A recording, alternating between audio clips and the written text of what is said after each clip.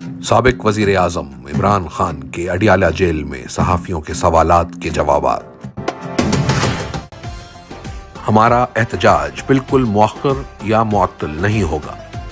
اگر مذاکرات میں ہمارے 3 مطالبات کے حوالے سے بات ٹھوس انداز میں آگے بڑھتی ہے تو اسلام آباد میں ہمارا احتجاج سیلیبریشنز میں بدل جائے گا۔ جمعے سے ہمارے قافلے 24 نومبر کے احتجاج کے لیے نکلنا شروع ہو جائیں گے۔ تالی 2 ہاتھوں سے بجتی ہے۔ ہم نے احتجاج اور مذاکرات کے لیے اپنا 3 نکاتی ایجنڈا دیا ہوا ہے۔ جب دوسری پارٹی اپنے نکات سامنے رکھے گی تو بات کریں گے۔ مذاکرات ان کے ساتھ ہوں گے جن کے پاس طاقت ہے۔ اب آپ خود سوچ لیں کہ طاقت کس کے پاس ہے۔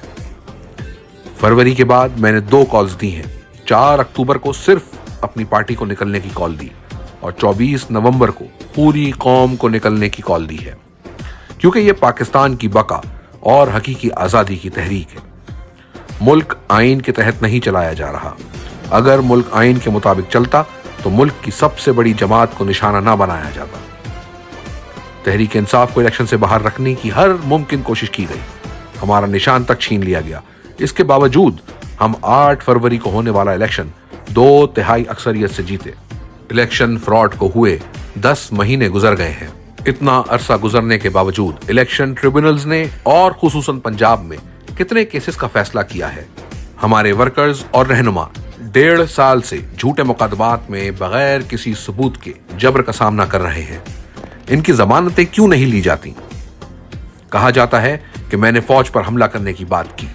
میری ویڈیوز موجود ہیں، میں نے کبھی کسی پر حملے کی ترغیب نہیں دی۔ جب 9 مئی کو رینجرز کی طرف سے مجھے غیر قانونی طور پر اغوا کیا گیا تو اس کے مناظر عوام کے سامنے آئے جس پر رد عمل آیا۔ میں تو ان کی تحویل میں تھا، مجھے کیسے علم ہوتا کہ باہر کیا کیا ہوا؟ نہتی عورتیں، بچے فوج پہ کیسے حملہ آور ہو سکتے ہیں؟ کیا یاسمین راشد ٹینک پہ سوار تھیں جو انہوں نے کور کمانڈر ہاؤس پہ حملہ کر دیا؟ ان کی ویڈیوز بھی موجود ہیں جن میں مسلسل پرامن رہنے کی تلقین کر رہی ہیں۔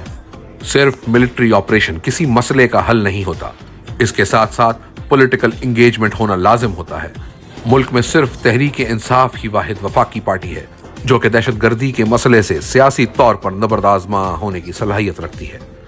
ملک کو صرف عوامی مینڈیٹ رکھنے والی سیاسی قوتیں ہی اکٹھا رکھ سکتی ہیں۔